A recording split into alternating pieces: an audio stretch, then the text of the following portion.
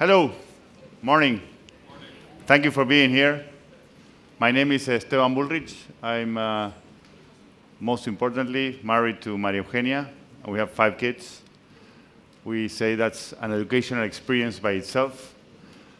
I was Minister of Education of Argentina, and before that, for 6 years, Minister of Education of the city of Buenos Aires.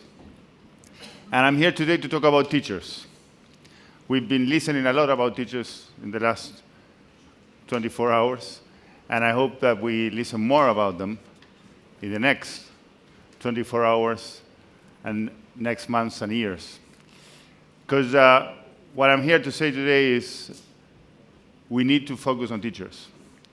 We listen a lot about how the education system should focus on learning and on students, that the student should be the center of the education system.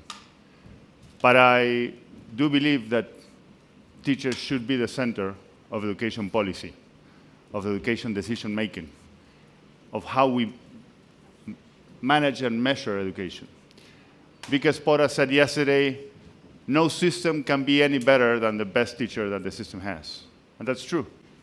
If we don't have good teachers, we don't have good systems. And the other thing we heard about in the last few days that I agree is that teachers are not going to be replaced by robots. There is no way technology will be able to replace a teacher. It can be a good assistant to a teacher, and I think it should be a good assistant to a teacher. Technology should be used in the classrooms, should be used for us to be able to get education to more students, but teachers have to be there too. There is a precondition, that is the existence of the teacher for education to exist. We've seen the pictures. If we had to put $1 in anything in education, that dollar should go to a teacher. Because teachers can teach even without technology, even without a classroom, even without a school. And it happens every day. So this book is about my experience as a minister, the experience of teachers. I've interviewed teachers, union leaders, and also education experts from around the world. And all of them brought up the same conclusion. First, we need to train teachers much more than what we are doing it today. Funding for teacher training after they become teachers is very low, and we need to increase that. I'm speaking about Argentina, but also it's a problem that we've seen around the world. Once teachers become teachers, they do not have access to easy retraining, fostering their knowledge, the inclusion of technology. Raj mentioned yesterday in the introduction he made to the first panel, the launching of 1 laptop per child and how it failed because teachers were not trained in advance. So technology reached the classrooms without any preparation for teachers to receive that technology.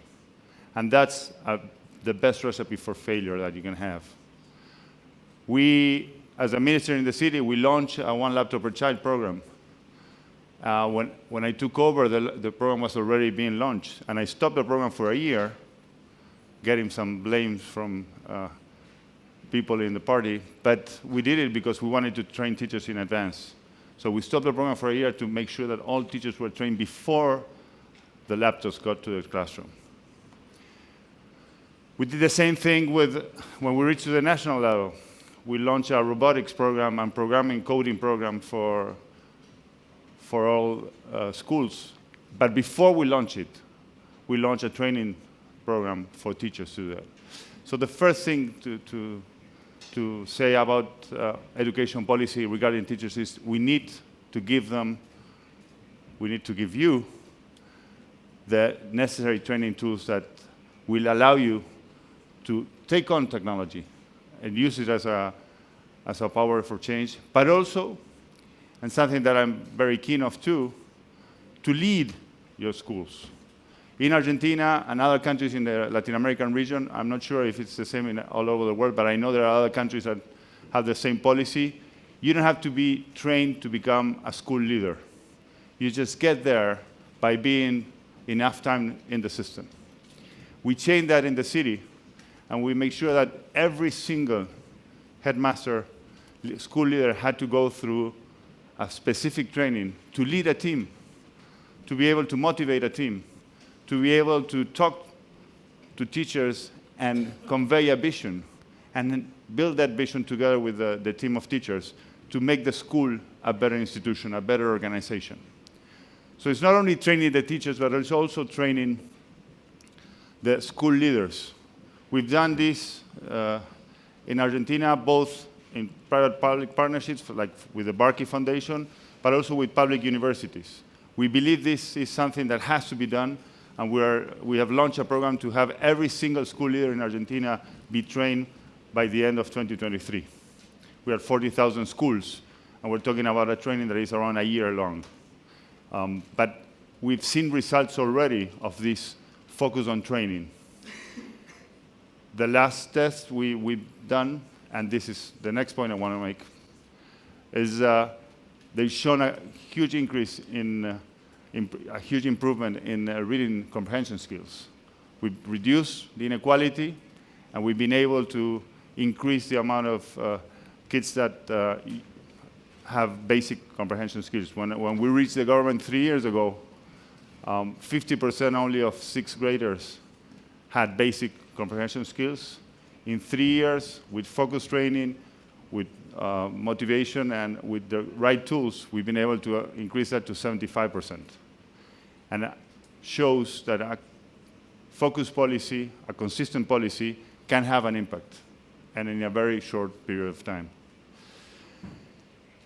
The second issue was measurement. I think we need to give teachers tools that they can use to measure the work they are doing.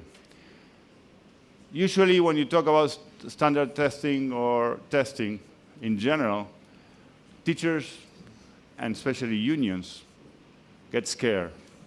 We face that both at the city level, where we launch an autonomous institute to evaluate the education in the city, but also at the national level, where we implemented a standard national test.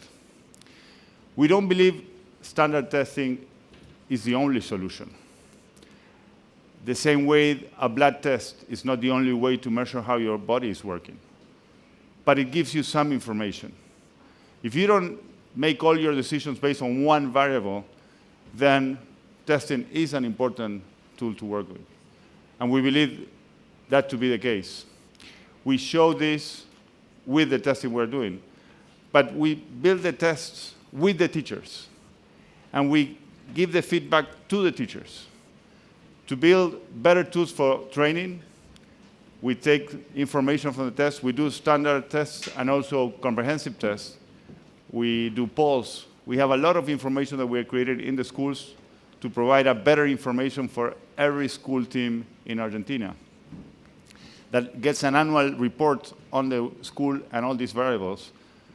And we build the training for the teachers in that school in regards to the report. Because not all the schools have the same problems, not all the schools have the same success in certain areas, so we need to work in a very tailor-made fashion in the training. So sure, we have to do training, but then we have to do training tailored to each school, each population. Each single school community is an entity by itself, and we need to work with that. We cannot do that if we don't measure, if we don't use information. And so the second issue I wanted to bring up today was the need for better information testing tools. And that's an area we need to explore more about. We are working with, not only within Argentina, with public universities, but also with the OECD, for example, in PISA, to look for better testing tools to get more information from the tests we're already making.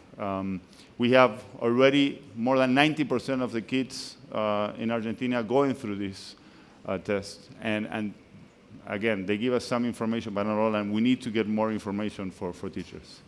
The third point I want to make before we move to a Q&A part of the session is the need to involve the community. We talk about teachers.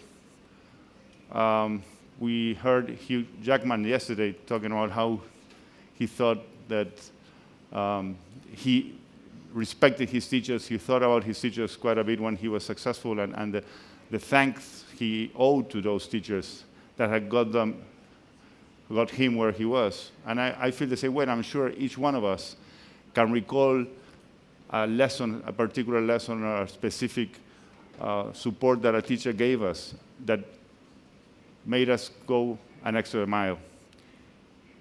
But we're not facing that feeling when we go out in the community. Teachers are being, in general, blamed for a lot of the bad results in education. And young kids do not choose teaching as the best career. And the reason for that is that we don't believe teaching is a good career for our kids. Honestly, how many, and I would like, if you don't mind to raise your hand, how many of you would like your kids to become teachers? How many of you guys are teachers? See? It has become, it's true in Argentina and it's true around the world, it has become a family business. And that's not good. The reason for that being is because it's a passion. It's not a work, it's not a job, it's a passion. And it's something that you feel it when you have a teacher close by. When you live with a teacher, you feel that passion. And so we need to change that. And to change that, we need to campaign specifically to improve the way teachers are perceived by community. It has to do with pay. We need to look at payment. Salaries, on average, are low in developing countries, vis-a-vis other salaries in the economy. If you compare this average salary in, for example, Nordic countries, and the teacher's salary, they're closer and sometimes higher, and that's not the case in some of our countries. Not the case in Argentina, on average. So we need to improve that. We need to improve salaries, and to do that, we need to improve the efficiency, how we are working, how we invest, in what we invest the money, but also look at the perception that our society has about teachers. I think the Global Teacher Prize is a great way of doing it. We copy the idea, we launch an Argentinian teacher prize. It's for the team. It's not an individual prize. We thought it was a better idea to promote, I'm not criticizing the Varkey Foundation, but I have a lot of discussions with Vicas when we were launching it. We thought it was something that we wanted to promote within schools, the idea of team building and team working for the prize. So in Argentina, it's a team of teachers that wins the prize every year. We have some of the finalists here. Inés was also a finalist of the Global Teacher Prize, but with her team, she got to be a finalist in Argentina Teacher Prize. We believe that's something that is really important. The idea that we recognize the best teachers just to make sure that we recognize teaching. But it's not enough. And I think we need to look at ways of improving the status of teachers in our communities. I've done something that made me very famous in this conference, which was I gave my phone number as a minister to every single teacher in the city of Buenos Aires. And now in Argentina, every time I go into a TV interview or a radio interview, I give my phone number at the end of the interview so people can call me. But it was a way of showing, it was really successful in many ways. But the most important thing is teachers really, they started calling me because they needed toilet paper, right? The important thing is they got the toilet paper. And once they went through the toilet paper issue, they started asking for training. They started asking for better tools in the classroom. They started asking for how they can improve issues that were key in getting learning to a much higher state. We need to improve that. And I'm not saying that giving the phone number away is the best way to do it. I'm just saying we need to look at ways on how to make sure teachers know that they matter. Because it's not just a hashtag. It should be the truth in every action we take. And the problem is, it's not the truth. It's not true, and we need to change that. This book that you are invited to take as you leave tries to go one step towards that goal. It's just to open a discussion. We really think that it's something we need to put on the table. And hopefully, we can work together to a bigger goal. And that bigger goal is having global teachers. You know? We talk about global teacher prize, but we do not have today global teachers. We need to have global teachers. Every single school needs a global teacher. We just heard from Steve Pinker that is going to come later here today, that the world has improved, but we still face a lot of problems. We still face intolerance. We still face immigration. We still face the need to move because our countries have problems. All of those problems could be solved with better education. And the only way to get better education is with better teachers. So we need to work on that issue. And having global teachers, having the idea in each one of our teachers that they have a global mind, a very open mind, will make our world a much better place. That's the humble goal of this discussion that hopes starts today but will never end. Thank you very much.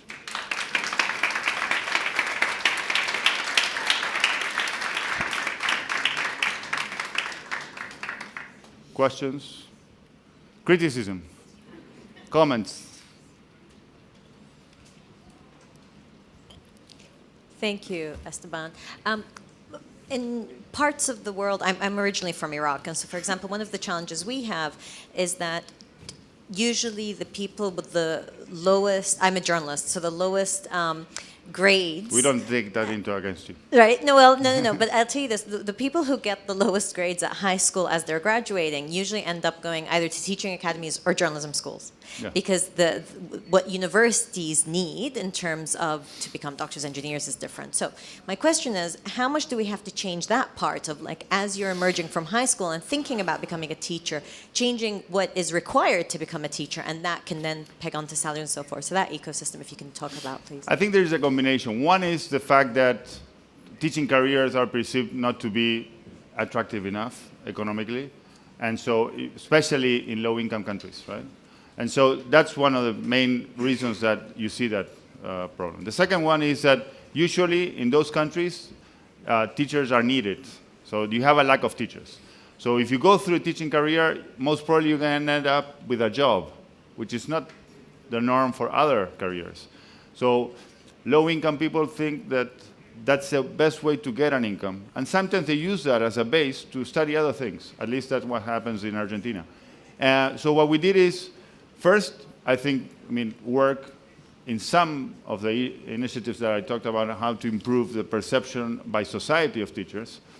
Second thing is, we started to invest in getting the best students through monetary incentives to get to the teaching career. So we created a scholarship that will pay you 60% of the teacher's salary while you study your career. So when you went out of school, you get 60% of a salary for the top 10% of students in each school. So top students get to the teaching career. Problem was, it was not as successful as we thought because the perception of the career still was not bad. But we got more students into the teaching schools. And that's another way of doing it. You have to invest. You have to put, it's the economy stupid is something that we should always go back to. So I will look into that too. It's a really good investment because at the end of the day, it will guarantee two things. One is you have the best students at least looking at the teaching career because they're going to make the analysis if it's worth for them to go or not. But the second thing is another way of saying, I care that the best students go to teaching. So you got to put your money where your policies are. And I think that's a good way of doing it. Yeah. Carlos. Here. Hey, thanks, Esteban. My question is, and it's fairly controversial, linking teacher bonuses to learning outcomes. What are your views on that? And Teacher? Teacher bonuses in addition to like the standard base salary. What are your views on that? What are the negative or positive effects that you see from that?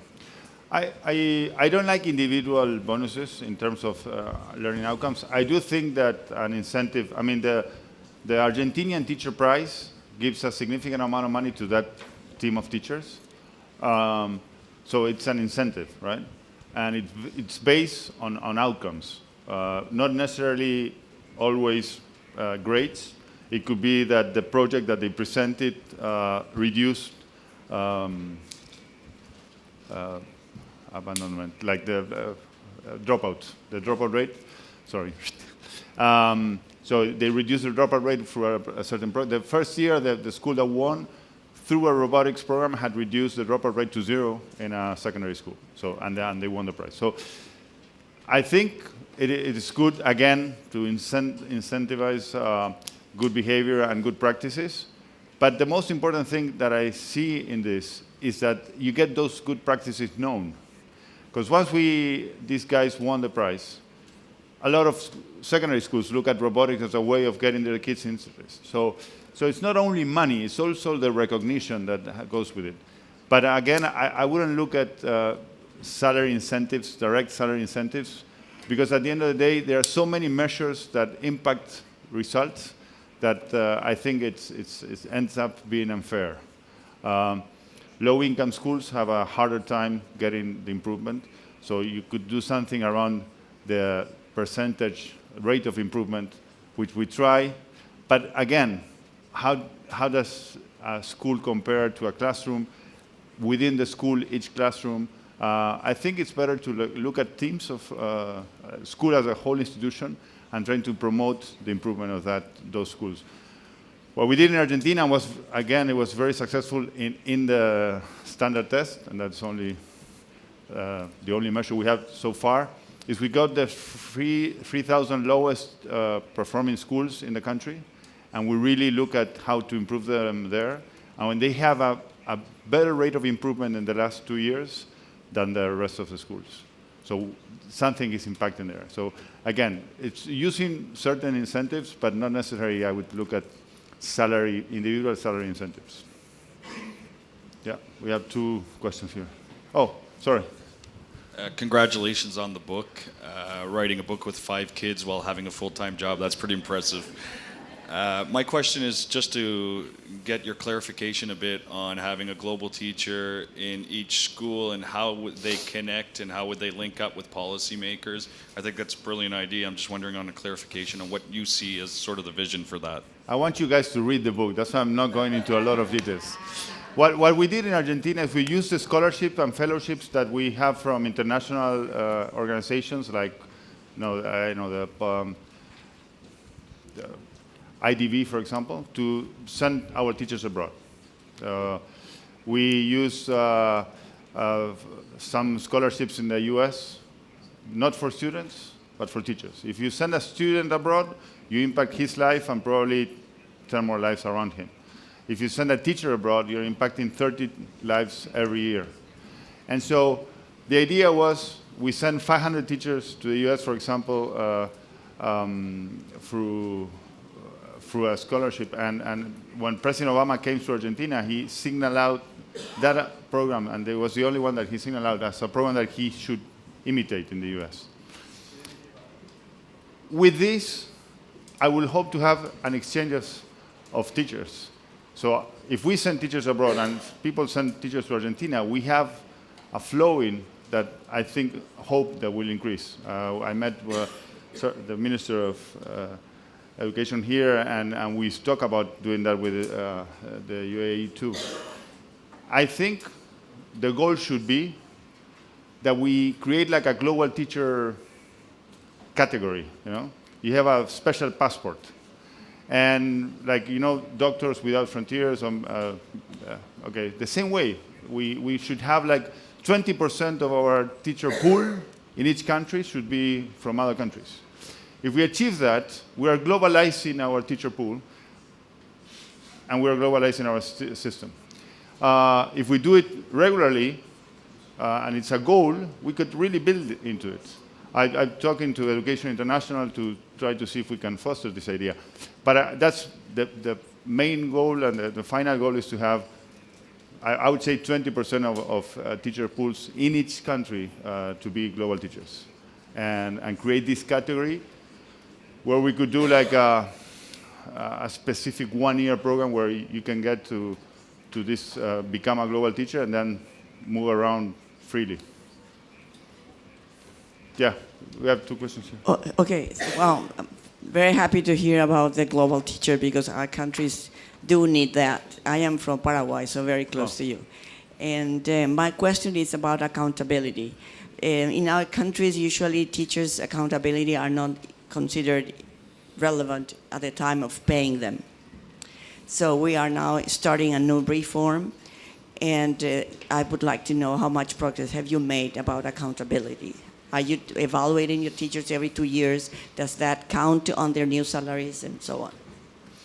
Well, we made it compulsory for teachers to have to be trained every year, but we supply them with the training. It's free training, okay? Which I think is really important. They can do other stuff by the side, but they have to go through our training. For example, as I said, when I got to the national level, we launched a training program for reading comprehension skills, and it had an impact in less than 3 years in improving results significantly. So clearly, it's something that we need to do, and I think we cannot leave teachers with their knowledge that they acquired 10, 15, or 20 years ago. We really need to retrain them regularly. It obviously will depend on the resources, but today with technology, and I will use technology for that, and we're using technology for that, you can really reach teachers even in countries as large as Argentina, and geographically really, really difficult to look at. So that's one thing. The second thing is we have done a payment for presentism in the city. And that was a way of getting them accountable. Strikes were, and will be a problem, at least in countries like ours. Unions are very politicized, and so we have strikes just sometimes for the sake of it. And we reduced strikes to 0 in the city when I was minister. My first 2 years, we had 20 strikes per year, and the last 4 years, I have 1 strike in the 4 years. And one of the reasons was this presentism bonus. It was 10% of the salary, but I said, I'm willing to pay you more, but if you go to the school, you know, and it was successful. So I think it's something that we need to look. Again, I'm not into individual salary increases due to results in grades, but I do think that we need to look at accounting regarding training and being in the school. Yeah. Oh, sorry. We have 2 minutes, so. Hello, Esteban. How are you? I'm good. I've been following what you are saying about in terms of how you develop a new policy and everything, but of course there is a big question in terms of implementation, and which is the second step after you pass the legislation. And in terms of legislation, in terms of implementation, I guess that Argentina is a place where trade unions play quite a role. And you were talking about tailor-made solutions to addressing different problems within different schools or sets of schools. So my question was about, was it difficult in terms of implementing the reforms because of the culture that you faced with the trade unions and the teachers, and which was the main hurdles that you had to face, and how did you try to manage this? Sounds good. Do you want to do the question and we do both? No? Okay. So I have 42 seconds. I'll try to make it. First, I think it's very important that we use the experience we have. And I'm going to get into that a little later at the end of the answer. But of course you face implementation problems. In a system as diverse as the Argentinian, 40,000 schools in 24 provinces, we have a federal system, so I need to convince the 24 ministers before I convince the 40,000 school leaders to get into a certain policy. But the truth is, it's communication. The first thing is communicating. And that's why I think information is important. I mean, when you base your decisions on information, it's much easier to move things forward. And we had a history of not having a lot of information. When I got to the national ministry, I didn't know how many students I had in the system. I didn't know how many students were in the private system, how many were in the public system. So there were a lot of things that were lacking. I had to hack, this is a true story, I said it publicly already, so I had to hack the system, the computer of the guy in charge of statistics. He didn't want to show me statistics of the school. I was the national minister. He said, I don't know how you're going to use it. So this was the kind of cultural philosophy that was reigning when we arrived to the government. Now we have a national assessment, it's public, students can have access to it, teachers can have access to it. And so I think it's a question of having that information and making sure that they are aware of it. Then you have to get teachers involved. We do have a lot of confrontation with the unions. We are a government that is perceived by the unions of not being close to them. So we have a lot of confrontation, but we have a lot of open dialogue too. And so implementing policies had to do with how much you talk to the teachers about them. And then having a specific goal that is very clear to everyone. We want to improve reading comprehension skills. So all the training is going to go to that. So we're going to work specific on these materials for that reading comprehension goal. Very clear goals that need to be communicated. And fourth, I think, the fact that we got all the political leaders to at least agree that that was needed. In our country, the education debate has been on quality for quite a while. So we had a lot of support from the different governors. Out of the 24 provinces, we only governed 4 of them. So the other 20 are in opposition. Still, the ministers of education of all those provinces joined together. I think one of my biggest successes was that in 2 months after we arrived to the government, we signed an agreement with the 24 ministers of education. It was called the Agreement of Purmamarca because it's the place where we signed it in the northern part of Argentina. We agreed on 14 different policies that everyone thought was the right way to go. So that political agreement also helped promote the policies. The thing I wanted to get to finish, I know I had to finish, is I think we need to work former ministers together helping current ministers. There is a lot of experience that is being lost just because there is no sharing of experiences. So we started a network, Claudia Costin is here. We started a network of former Latin American ministers, and we already have a meeting with, for example, the Chilean minister, where we share the experiences, implementation problems, best ways to go to certain goals, and how we can manage this. There is an Atlantis group that the Barkey Foundation has created with former ministers. I think we need to use that wealth of knowledge, of experience, much more than we do in implementing policies. And I hope we do. Thank you very much. Please, don't hesitate to take the book. And you have data there to make all your criticism and start the dialogue. Thank you very much.